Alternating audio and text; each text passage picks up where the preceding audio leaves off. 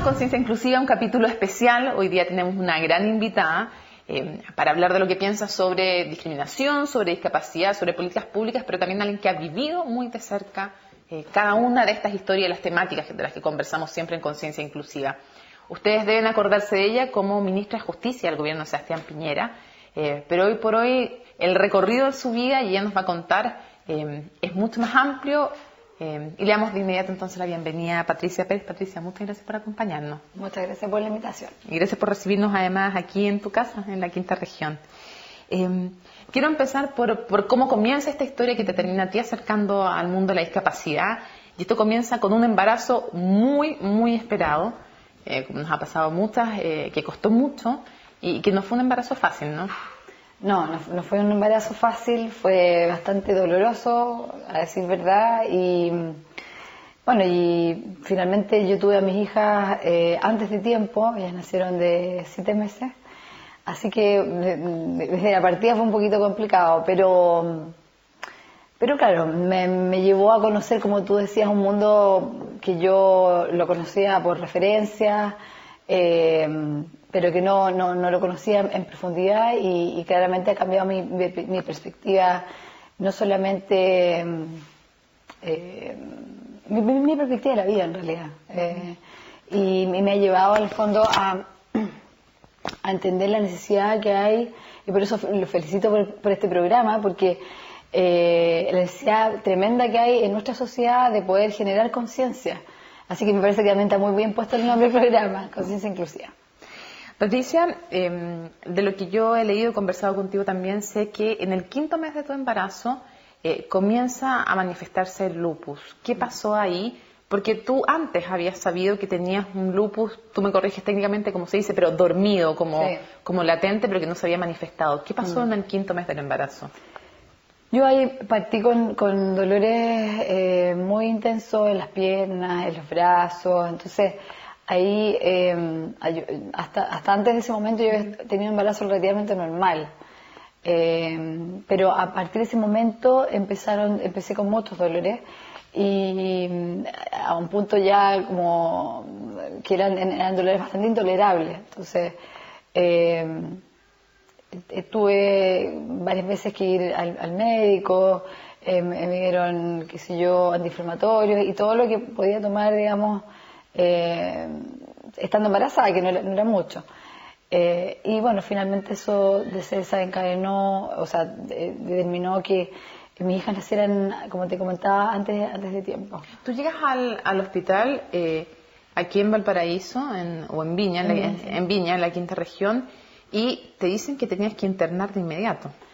Lo que pasa es que yo tenía controles tanto en Santiago como en Valparaíso o en Viña, porque mi casa está acá, siempre estuvo acá, y yo también tenía un departamento en Santiago, entonces tuve la precaución de siempre tener dos lugares donde me atendía, y en un momento fui a un control y el ginecólogo del hospital me dijo, o sea, de Viña, digamos, Yanko Morales, doctor, excelente médico, me dijo, no, tú te tienes que inmediatamente a internar. Así que ahí llegué al Hospital Naval y bueno, para lo que era, según yo, un parto, y finalmente me terminé quedando como 5 meses. Así que... ¿Tú pensabas que cuando tú tuvieras a tus hijas, ahí ya se iba a solucionar todo y ibas a empezar a estar mejor? Claro, me habían dicho que sin perjuicio, o sea, que este malestar se iba a disminuir, que iba a estar mejor, y que todo, una vez que se produjera el parto, yo de todas maneras iba a estar mejor, eso claramente. Y eso no ocurrió porque después de tener a mis hijas, como a los 2 días más o menos, yo empecé... 48 horas aproximadamente. Claro, como mucha fiebre muy alta, y bueno, ahí se produjo una activación efectivamente muy crítica del lupus. O sea, ya se había empezado a activar justamente con los dolores. Yo siempre, en el fondo, yo tenía un diagnóstico de lupus, pero siempre había estado dormido, no tenía ningún síntoma durante muchos años. Y fue con el embarazo que se gatilló, y por lo tanto yo partieron estos dolores musculares, en fin, de brazos y piernas. Pero cuando nacieron mis hijas se produjo el tema ya más crítico, más agudo, con edema pulmonar, con, qué sé yo, con dolores muy intensos. Y por eso terminé finalmente en la UCI. ¿Qué tan mal llegaste a estar, Patricia? Muy mal, bueno, muy mal realmente. Estaba también muy agotada físicamente, con mucho dolor. O sea, es que la experiencia del dolor físico es muy fuerte en realidad. O sea, siendo yo una persona relativamente joven, la verdad es que no tenía como en mis registros lo que es sentir dolor físico profundo. Y yo lo sentía. Entonces, y en un momento me acuerdo que estaba haber abierto los ojos y haberme visto como en otra pieza distinta a la de la maternidad, digamos. Entonces, como, ¿dónde estoy? No, está en la UCI. Y todos estos tubos y estos cables, entonces era una cosa bastante impactante. O sea, uno siempre piensa UCI algo como muy grave. Entonces yo inmediatamente me preocupé y dije, esto es serio. Y bueno, efectivamente lo era. Literalmente hubo un mes en que tú estuviste, un poquito más de un mes, entre la vida o la muerte. Sí, más o menos. Sí. Algunos dicen que en esos momentos hay veces en que no se puede decidir, pero hay veces en que uno decide seguir dando la pelea. ¿Qué te hizo decidir a ti? Porque sé que hay un día muy clave, que es el día de tu cumpleaños, que tú pasas en la UCI, cuando cumples 40 años, perdón por la infidencia de la edad. Sí. Pero sé que hay un día muy clave y... ¡Qué estudiosa esta periodista! Bueno, compartimos algunos rasgos de personalidad y de historias también de vida. Sí. ¿Y qué pasó ese día de tu cumpleaños? Bueno, el día de mi cumpleaños yo... bueno, es significativo por varias cosas. O sea, primero porque estaba en la UCI, cosa que jamás me imaginé que... Los 40 años, igual quiera la uno, ¿no? Es un momento como especial, sentí que uno hace un balance, quiera o no, de lo que hizo, de lo que quiere hacer para adelante, en fin. Y claro, mi balance me tocó en una pieza hospital, entonces, y en una UCI. Entonces, para mí fue como algo especial. Y bueno, fue especial porque además la licencia de conducir está asociada a la fecha de cumpleaños, entonces ese día más se venció mi licencia de conducir, que es como el símbolo un poco de poder... de independencia. Independencia. Entonces, yo lo lamenté, obviamente, no estaba en condiciones de conducir y tampoco ahora estoy en condiciones de conducir, pero bueno, se venció mi carnet de conducir y fue bien significativo porque, bueno, estuvo mi familia y hubo torta y hubo un ratito cortito porque también es una UCI. Pero para mí fue especial ese momento. Y a tu pregunta inicial, yo creo que, a ver, a decir verdad, hubo un momento que yo estaba muy cansada físicamente. Y por eso que digo que la experiencia del dolor, o sea, entender el dolor físico, de pronto es súper complejo. Yo nunca lo había experimentado, por lo tanto no lo tenía internalizado. Y en un momento dado, yo recuerdo haber estado en la UCI y haberme sentido muy cansada, como muy agotada y como ya así, como que el cuerpo de verdad, como que a uno un poco no sé, le pasa la cuenta también. Pero bueno, mi marido había puesto más fotos de mis hijas chiquititas que pesaron muy poco, como 1,2 kilos y 1,4 kilos, una cosa así, era de muy bajo peso, y me las había puesto como al frente. Entonces, como que también era como, tengo esta tremenda alegría de tener estas hijas preciosas y en realidad me dieron mucha fuerza. ¿Crees que ellas fueron fundamentales en que tú eligieras seguir dando la pelea? Absolutamente. O sea, a lo mejor es bueno, tú me lo preguntaste, lo comento. O sea, yo de verdad estaba muy cansada, como ya cansada del dolor, en el fondo. Yo que ponía muchos calmantes igual y de cantidades siderales, la verdad que yo estaba agotada.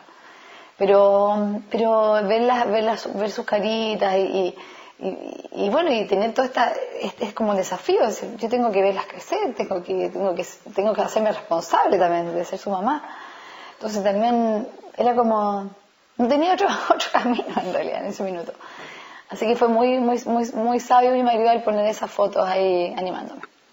Y al principio, cuando tú ya empiezas el proceso cuando sales de la UCI, y empieza todo un proceso que no es fácil, porque no es que tú sales de la UCI y te vas a la casa, empieza un proceso de rehabilitación.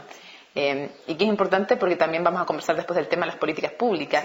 Y son procesos lentos, agotadores, y además otro tema que vamos a conversar después, caros además. Y uno tiene el privilegio de enfrentarlos en buenas condiciones y con buenas coberturas. Pero en ese minuto, cuando tú empiezas el proceso de rehabilitación, ¿en qué condiciones estabas? ¿Qué cosas no podías hacer para explicarle a la gente cómo puede terminar con un lupus que realmente se active? ¿Y qué cosas no podías hacer? Lo que ocurre es que yo partí el proceso de rehabilitación en el hospital, propiamente tal. Y bueno, también estoy muy agradecida del servicio de kinesiología del Hospital Naval, porque fueron sumamente dedicados. O sea, a ver, ¿qué es lo que podía hacer? Solamente podía hablar, nada más que hablar. ¿No podías mover tu cuerpo? No, nada. Entonces, la verdad es que fueron muy sabios en muchos sentidos, muy profesionales, pero más muy humanos, porque de pronto, no sé, lo primero que me trataron de hacer era el que yo me sentara, por ejemplo. Y eso me dolía mucho, porque todo me dolía, entonces igual me quejaba un poco, pero trataban de hacer de una manera tal que fuera un poquito cada día, en fin. Y claro, al principio era como tú bien dices, muy lento, porque no podía mover ningún músculo, no me podía parar, no me podía sentar, solamente estaba en una cama que tienen un sistema antiescalas que tienen para que no se haga herida, la gente tiene que saberlo, pero para que no se te termine hiriendo toda la piel. O sea, con unas como mangueras que se inflan con aire y que van evitando que hayan puntos de presión en el cuerpo.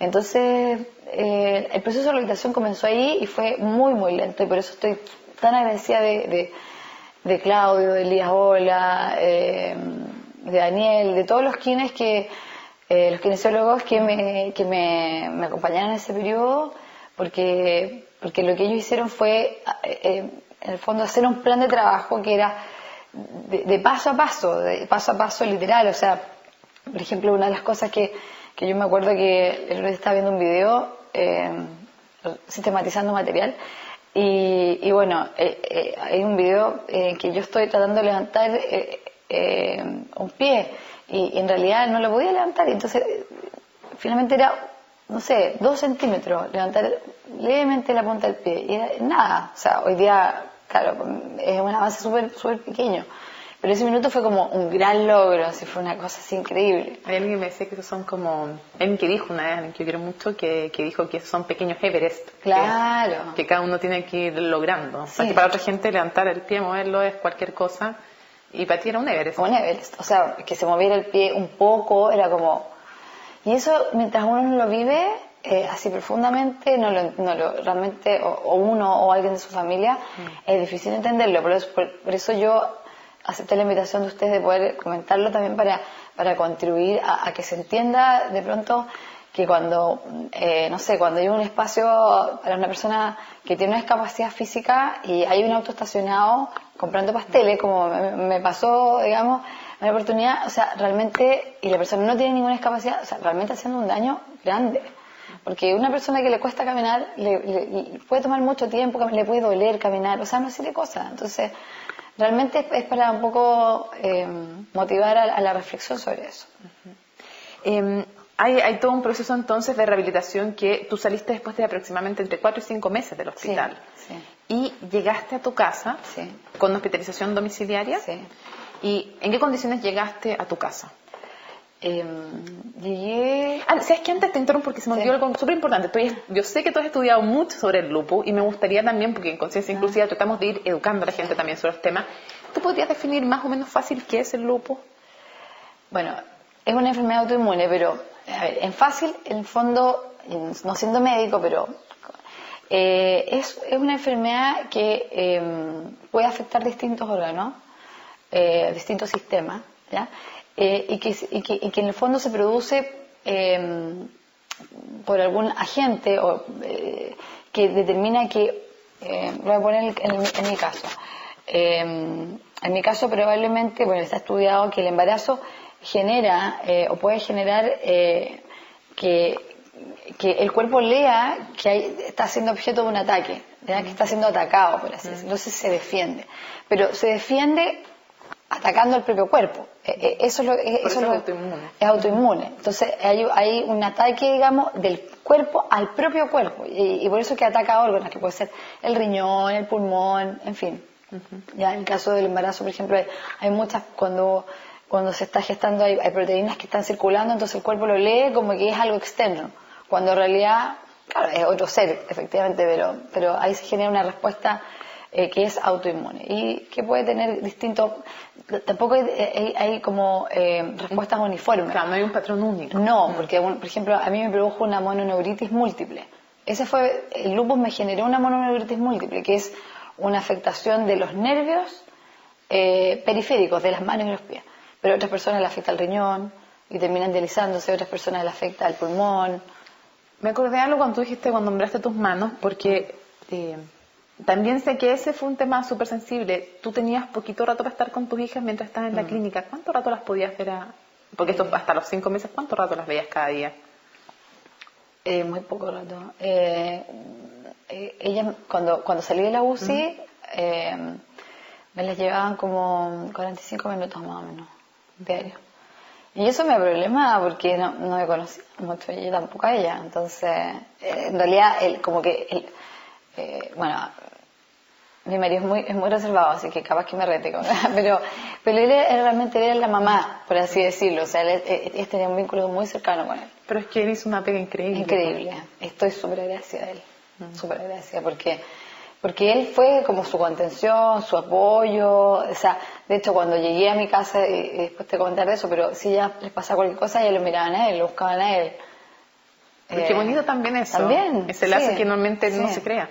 Claro, tan no se fuerte. crea, tan fuerte, pero él, bueno, tiene un lazo súper súper bonito. Y bueno, yo llegué...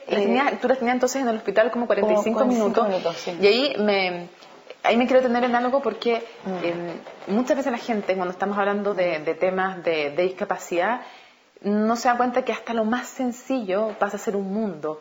Y yo sé que el que tus nervios y tu sensibilidad de las manos no estuviera activada para ti era algo súper fuerte por tus hijas. Claro, absolutamente. Tú las tocabas y no las sentías. Claro, de hecho, por ejemplo, yo no podía comer por mí misma ni nada porque no me podía mover, pero en realidad eso, pedir ayuda o que me tuvieran que asistir, no me complicaba tanto, pero el hecho de que me las pusieran en el pecho y yo poner las manos encima y no sentirlas, es súper duro, en verdad. Sí. Lo sé, hemos vivido cosas así con nuestro hijo, así que sé que no es fácil. Pero luego viene la rehabilitación, sí. Tú vas creando ese vínculo con tus hijas, llegas a tu casa, que es un espacio obviamente en que cambia la relación y que se empieza a establecer ese vínculo, y las descubres. A mí me llama mucho la atención el nombre que le pusieron. Sí, a todo el mundo. Libertad ¿Por qué le pusieron ese y nombre? Esperanza. Que uno que las vio está muy bien puesto los nombres, además el de cada una. Sí, pues tú las viste. ¿Y por qué Libertad y Esperanza? Porque, bueno, nosotros tenemos como familia, bueno, siempre nosotros tenemos a la Catita, que es la hija mayor de Pablo, pero es como si fuera mi hija, yo la quiero mucho, tiene 12 años. Siempre tuvimos la esperanza de crecer como familia. Pero también como familia siempre hemos creído mucho en la libertad en todo sentido, de opinión, de pensamiento, de creencia, de todo. Entonces eran dos conceptos que nos gustaban mucho y la verdad es que finalmente le achuntamos al ponerle un nombre porque cada una tiene personalidades acordes a su nombre. Sí, yo creo que fue acertado finalmente. Sí, la libertad es muy extrovertida y también muy lleva a su idea y la esperanza es más tranquila, más contemplativa y bueno, las dos se quieren mucho. Tú las viste jugar. Sí, pues. Se complementan muy bien. Oye, y bueno, llegaste a la casa entonces, Sí. Llegaste a la casa y yo te preguntaba en qué condiciones llegaste, Sí. O sea, ¿cuánto habías avanzado ya para que la gente se haga una idea de que estos son procesos lentos? O sea, que no. Muy lento. ¿Qué podías hacer ya cuando llegaste acá? A diferencia de cuando estabas en el hospital, porque en el hospital en el fondo la gente sabe, Se tiene que ser más o menos la idea que al principio cuando sales de la UCI estás sin formar ni un cuerpo, lo único que podías hacer era hablar. Claro. Cuando llegas a tu casa después de un trabajo intenso. Sí. Es que el trabajo intenso, fue muy intenso, pero yo solamente podía, bueno, yo llegué en silla de ruedas acá y necesitaba ayuda también para todo. La diferencia es que me podía sostener en pie, pero no podía caminar tampoco. ¿Qué pasaba con la sensibilidad de los pies? No, tampoco, nada. O sea, yo de hecho muchas veces me quemé. Por ejemplo, no sé, alguien ponía una taza de té y yo casualmente tenía la mano cerca y no me daba cuenta porque no tenía sensibilidad, entonces realmente me daba cuenta que estaba quemada. Me pasó muchas veces. ¿Y por qué no podías caminar? ¿Por la falta de sensibilidad? No, porque no tenía, porque no tenía el desarrollo muscular adecuado para poder ponerme de pie. De pie. ¿Y cómo te afectaba cuando ya lograste ese desarrollo? ¿Cómo te afectaba o cómo le afecta a alguien, no solo a ti, a cualquiera que tenga la falta de sensibilidad en los pies? ¿Qué es lo que no siente? ¿Qué es lo que pasa con él? No sientes el piso, no sientes es que es muy raro describir. Y eso te quita equilibrio, me imagino, ¿no? Sí, pero es muy raro describir porque uno no siente, por ejemplo, no sé, uno está pisando superficies irregulares, piedra, una superficie lisa, uno lo siente, pero al no sentir, uno no sabe, no tienes como una noción espacial adecuada, por lo tanto te da miedo caminar. Y además que uno para caminar también necesita tener, por ejemplo, yo que hasta el día de hoy todavía no lo desarrollo, poder levantar la punta del pie. Yo necesito ayudas técnicas para eso, yo no puedo levantar la punta del pie. Entonces, por lo tanto, para caminar, el caminar es sumamente complejo. Por eso es que uno, la gente lo da por hecho. Lo da por hecho. Entonces, yo digo, cuando caminen, valoren lo que significa caminar, porque cuesta mucho caminar. O sea, y cuesta mucho volver a aprender a caminar. Mucho. Yo te he comentado, o sea, cuando yo aprendí a caminar tenía, no sé, 1 año y me enseñaron mis papás. Y cuando volví a caminar, aprendí a caminar de nuevo tenía 40 y me enseñaron los kinesiólogos. Entonces, es muy difícil, en verdad, muy difícil. Y en este proceso entonces que finalmente ya aprendes a caminar, llegas a tu casa, cuando tú llegaste a tu casa, ¿cuál dirías tú que era tu principal aprensión? ¿Era respecto a tus hijas? Sí. Era como, a ver, era como no poder cumplir como las cosas básicas, no poder, bueno, además tenía la preocupación de que no había estado con ella durante bastantes meses, entonces no las conocía realmente, porque 45 minutos diarios no permite a uno identificar signos de los niños. Entonces era eso. Y de hecho me pasó, una vez mi hija tuvo fiebre y yo no me di cuenta. Porque la tocabas y no veías la temperatura. No, claro, pero la veía que estaba como muy roja, entonces a mí me acerqué con los labios y ahí como que capté que podía tener fiebre. Además, mamá primeriza, entonces tampoco sabía mucho. Pero esas cosas como del tocar, del abrazar, no las podía hacer, no las podía tomar. Si lloraban, las podía tomar en brazos, las podía consolar. Entonces eso me preocupaba mucho, en verdad, me complicaba también. Pero afortunadamente mi marido se hizo muy bien cargo de eso y tuve ayuda también como para poder... Me hubiera gustado hacerlo a mí, pero bueno, era lo que se dio. Vamos a hacer una pausa en esta conversación, sí. Te invito a que hagamos una pausa y luego al regreso conversemos porque uno es mucho más que mamá. Sí. Uno también es mujer, es coquetería, sí. Es trabajo.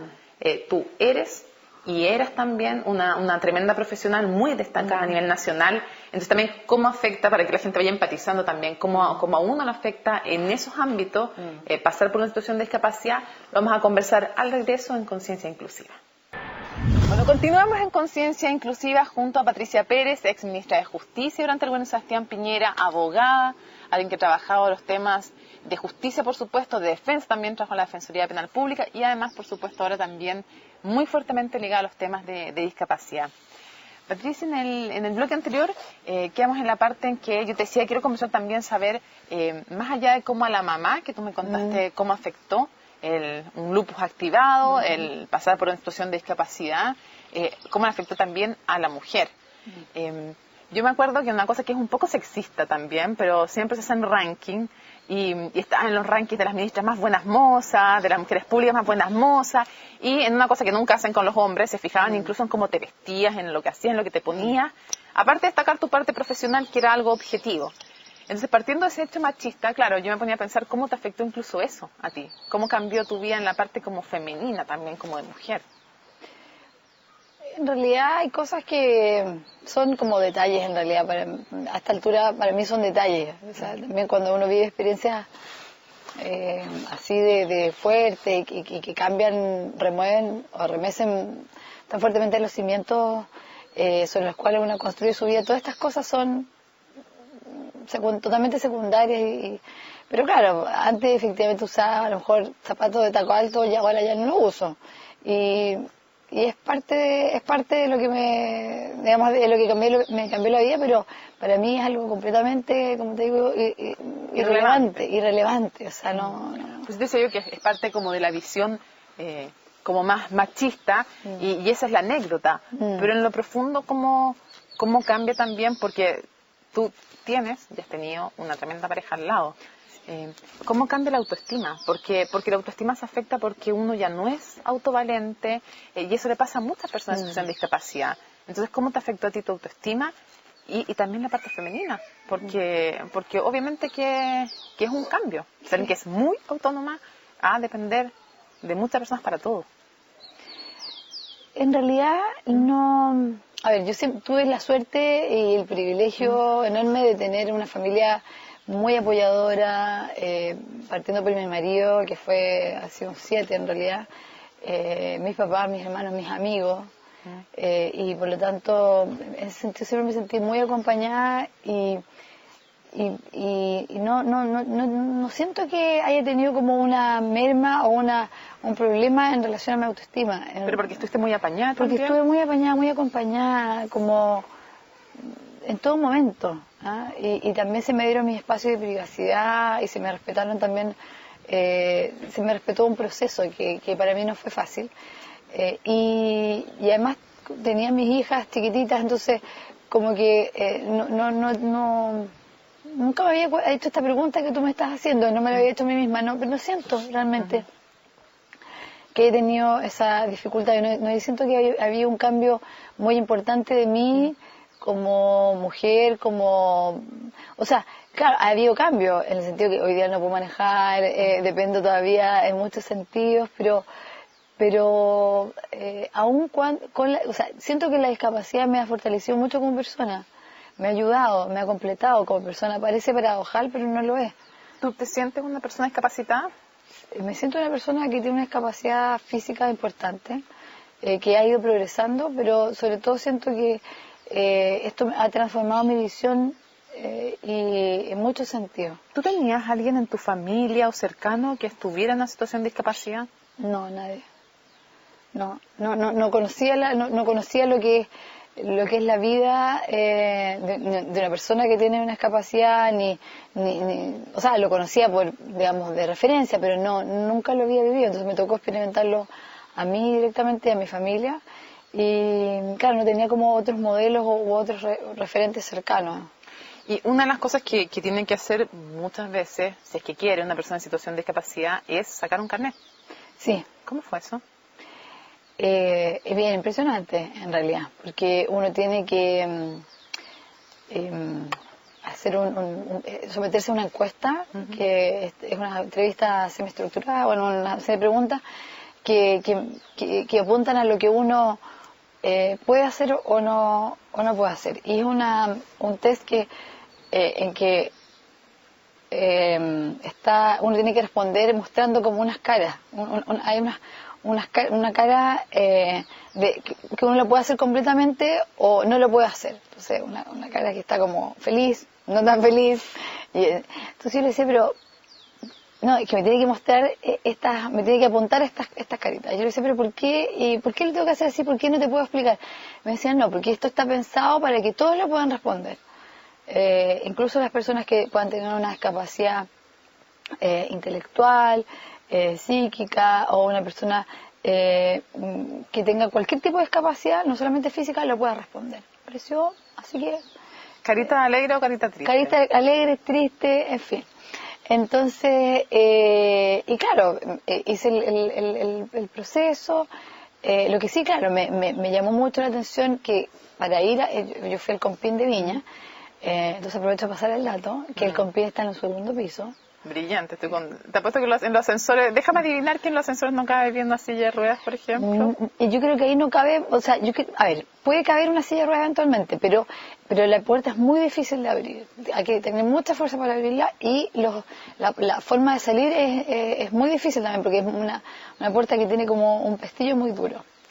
Entonces, de hecho me pasó que yo subí, la persona que me llevaba se estaba estacionando, entonces yo subí con mucha lentitud, logré empujarle el botón, pero cuando entré al ascensor quedé encerrada, no pude salir después. Entonces, justo iba pasando una señora como que estaba haciendo el aseo y yo le hice una seña y me rescató del ascensor. Pero claro, yo lo digo porque para que grafiquemos que, o sea, si el Compin tiene 2 pisos, ¿por qué el lugar donde está la oficina de discapacidad está en un segundo piso? ¿Y por qué el ascensor tiene una especie como de montacargas? No era muy adecuada la infraestructura. Entonces ahí está todo el tema de la accesibilidad, que es un tremendo desafío, y lo conversábamos el otro día en un seminario al que tú también fuiste, de cómo lograr un diseño más universal, no solamente desde la infraestructura, sino también desde los objetos. Que por ejemplo que haya objetos que pueda manipular tú, los pueda manipular yo u otras personas que tengan problemas. Una persona con Parkinson, por ejemplo. Exactamente. Entonces hay un tremendo desafío ahí que tenemos como sociedad y por eso que yo valoro tanto y te lo digo de todo corazón estos espacios y en nombre tuyo felicitar a todos, al canal y a todos tus colegas, a todos a los que forman parte de este equipo que lo estoy mirando en este momento, porque realmente lo que están haciendo es una cosa muy importante, o sea, es poder mostrar a la comunidad lo que nos hace falta y lo que nos hace falta sobre todo es educación en la necesidad de incluir a otros y de hacer la vida un poco más fácil también. ¿Cómo ves tú? Porque hay hartos temas en lo que tiene que ver con discapacidad, entonces me gustaría primero hacer como una definición genérica. ¿Crees que en Chile se violan los derechos humanos de las personas en situación de discapacidad? Todos los días y a cada rato. Yo te quiero poner un ejemplo. Yo trabajé 10 años en la Defensoría Penal Pública, fui defensora y me tocó atender a personas que están imputadas de delito y visitarlos en las cárceles, por ejemplo. Y hay muchas personas que están siendo objeto de proceso y que tienen discapacidad intelectual y que tienen enfermedades mentales graves no tratadas. Entonces, muchas veces estas personas se ven involucradas en delitos no como digamos como habiendo ellos ideado un plan, sino como siendo instrumentalizados por otras personas. Entonces, de pronto, por ejemplo, prisiones preventivas de personas que están en situación de discapacidad es algo que hay que revisar y pensar, porque de hecho muchos años atrás, cuando recién estaba partiendo la reforma procesal penal, a mí me tocó defender un caso que fue conocido como el caso de las monjas de La Serena. Y en ese caso me tocó defender a una persona que tenía esquizofrenia y que estuvo mucho tiempo privada de libertad y que finalmente esta persona fue derivada a un tratamiento médico. Entonces, con esto quiero decir que falta también educación, capacitación, por ejemplo, en materia de los procedimientos judiciales. ¿O qué pasa cuando una persona que tiene una discapacidad auditiva es objeto de no solamente un juicio penal, sino que necesita asesoría en materia jurídica? Entonces, y ese tema normalmente descansa en que su familia le provea de eso. Claro, exactamente. Entonces hay desafíos importantes.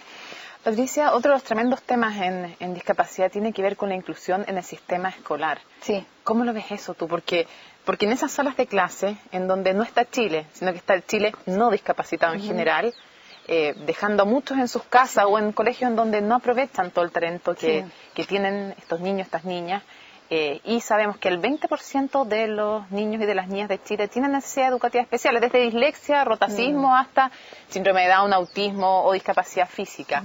Y muchos no están en las salas de clases. Entonces, ¿Cómo afecta eso también? ¿Cómo lo ves tú? ¿Cómo afecta también el desarrollo de un país a futuro que incluya? Bueno, es un tema respecto al cual yo no he estudiado todavía mucho, recién me estoy asomando a estas materias, pero una primera perspectiva que tengo es que hay que cuestionar, hay que revisar el modelo actual, porque el hecho de que exista una segregación, que finalmente ponemos a un conjunto de niños que puedan tener necesidades educativas especiales, pero ponemos segregados de la comunidad, cuando esa no es la realidad, porque ellos son parte de la comunidad. La comunidad está integrado por personas tanto con discapacidad, sin discapacidad. Entonces, ¿por qué no integrarlos realmente? La comunidad también educativa, porque necesitamos integrarlos a la vida laboral, a la vida social. Entonces, creo que no me atrevo tú eres una persona que ha estudiado realmente la materia y una persona que tiene mucho más comprensión de este tema que yo. Mi primera aproximación es esa. Creo que hay que revisar y revisar con detención el modelo actual que estamos teniendo, que me parece que es un modelo que tiende más a la segregación que a la inclusión. Y que los papás muchas veces tienen casi que cuando los reciben en colegios integrados lo sienten a veces como, o les hacen sentir que le están haciendo un favor. No es más bien un derecho humano que están respetando cuando un colegio recibe a una persona en situación de discapacidad, porque hay un marco jurídico, el cual tú hablabas el otro día en un seminario. Sí. Hay un marco jurídico que debiera proteger, otra cosa es que sea efectivamente así, pero Chile tiene un compromiso legal y con una convención de defensa a las personas en situación de discapacidad. Exacto. Es un convenio, es una convención que nosotros ratificamos con Papaí y por lo tanto es un instrumento internacional, son normas que forman parte de nuestro ordenamiento jurídico, de nuestro marco legislativo. Y es más, la ley que se dictó en la materia en Chile está inspirada en la convención. Ahora, ¿cuál es el gran problema? Que hay un desfase enorme entre la convención, la ley y cómo se implementan las políticas públicas que están también inspiradas en la ley. Y a su vez, que el otro gran desafío que tiene que ver cómo también desde la misma sociedad civil, o sea, ya no desde el Estado, porque claro, uno le puede adjudicar al Estado, a los distintos poderes del Estado, una serie de desafíos, pero también desde la sociedad civil, en nuestras familias, en nuestras casas. ¿Estamos hablando de estos temas? ¿Le estamos enseñando a nuestros hijos a respetar?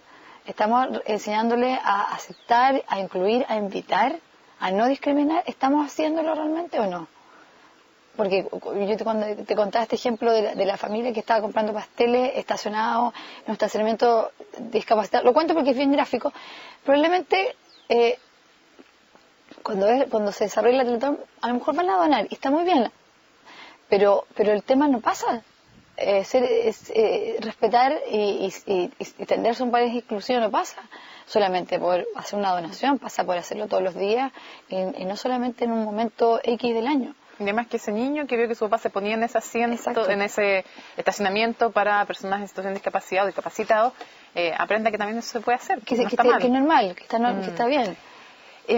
Hay es que hay tantos temas, tampoco encuentran después trabajo, no tienen capacitación, son familias además las que tienen a alguien discapacitado o en situación de discapacidad, son familias que además ya enfrentan un costo mayor en salud, en educación, en todo, y más encima a veces tienen que dedicar a uno de los dos padres, por ejemplo, en el caso de que sea un hijo, a cuidarlos. Entonces no hay un gran aporte, un gran apoyo social. Y ahí entra otro tema, por ejemplo, que tú lo has vivido de cerca, que es el tema de la salud.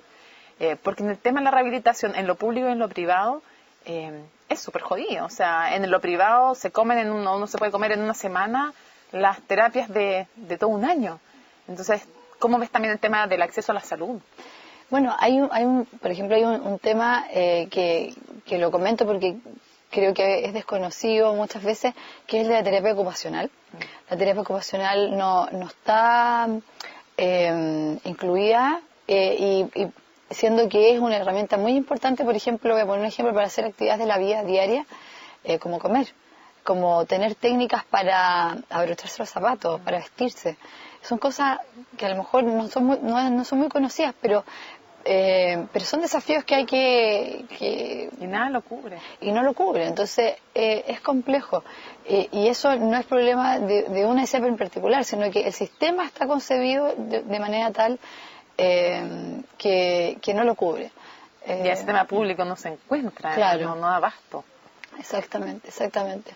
Y entonces paradojar, porque por ejemplo yo tengo un seguro de salud complementario que lo tomé hace muchos años atrás, cuando estaba sana completamente, y claro, cuando uno va a ver la cláusula, dice tratamientos, en fin, pero la terapia ocupacional, ellos dicen, no está incluido porque la ESAPRE no lo bonifica. Entonces, como la ESAPRE no lo bonifica, no está incluido. Entonces, finalmente, eso queda sin cobertura.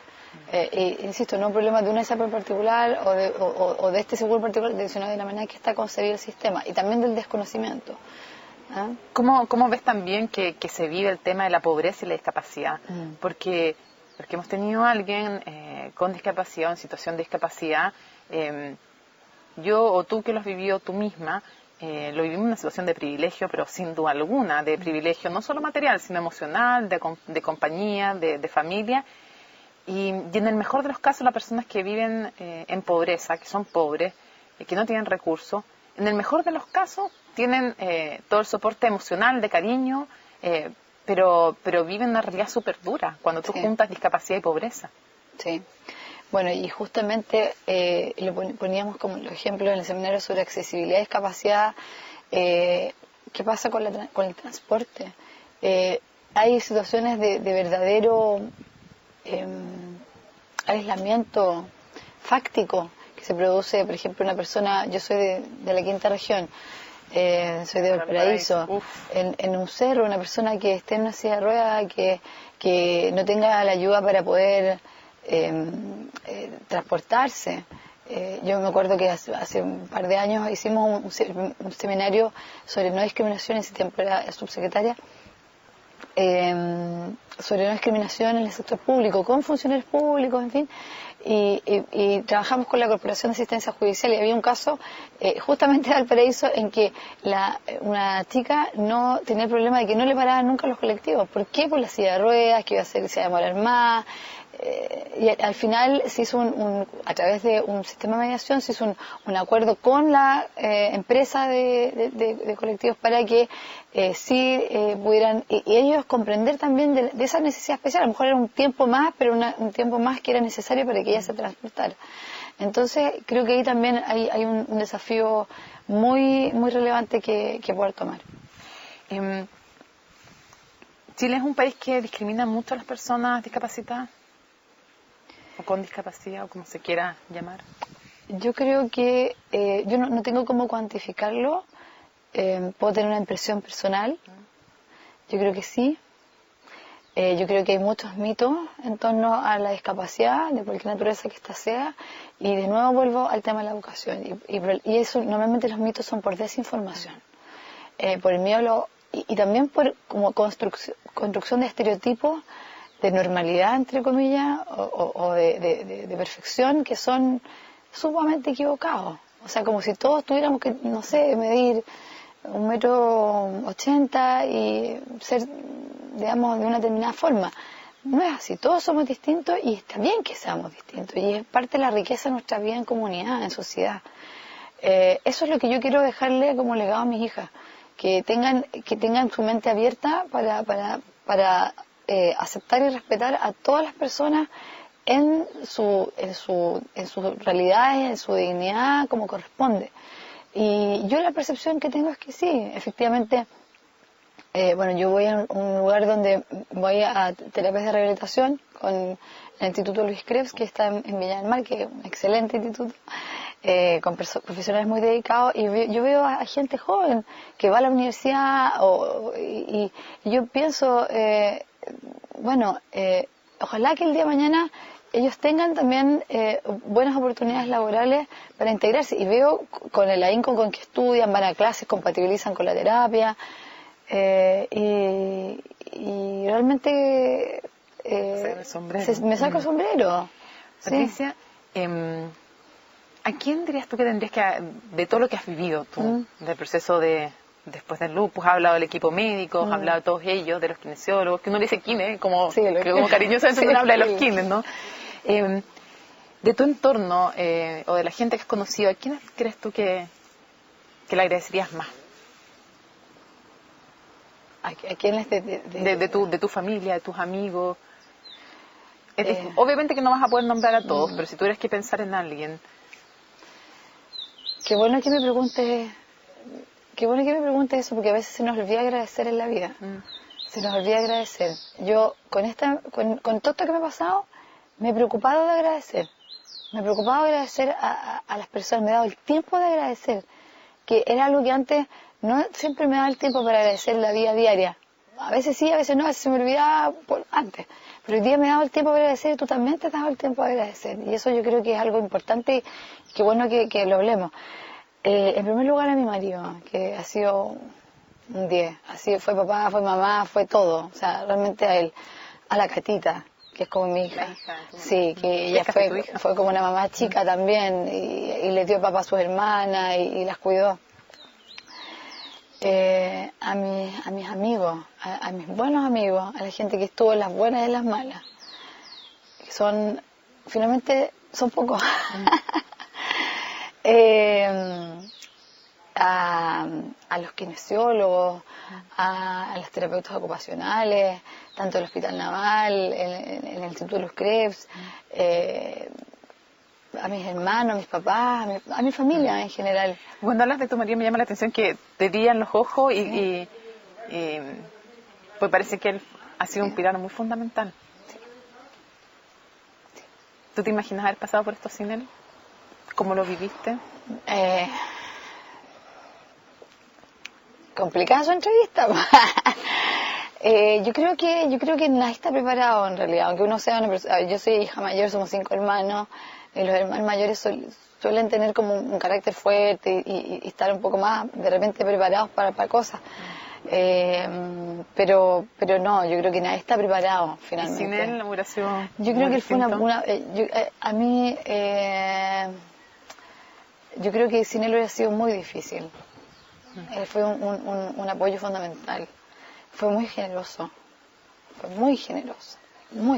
Y eso y me emociona porque él, no sé, me va a retar. Pero yo tengo que agradecerle porque fue papá y mamá. O sea, yo creo que lo más grande para uno siempre son sus hijos. Y que él haya cuidado a nuestras hijas como las cuidó, es algo que yo debo agradecer siempre. Y probablemente te agradece a ti también la tremenda mujer, la tremenda compañera que tiene al lado, porque nos saca fuerza uno de otro también. Uno de otro, claro. O sea, yo creo que, y en el momento dado, yo cuando estaba más mal, yo dije, si realmente finalmente me muero en este trance, tener la tranquilidad que mis hijas iban a estar bien cuidadas. Y eso es una tranquilidad enorme. Y un privilegio. Bueno, y por cierto también agradecer al equipo médico del Hospital Naval, que se me estaban quedando al tintero, no se me pueden quedar. Si los nombramos. Sí, los nombramos. Sí. Ya, porque la doctora Jalpa, que tú la entrevistaste en un programa, la reumatóloga, el doctor Cristian Vergara, en la UCI. Yo creo que todos ellos saben que los tienes presentes y siempre me ha llamado la atención que los nombres siempre. Sí.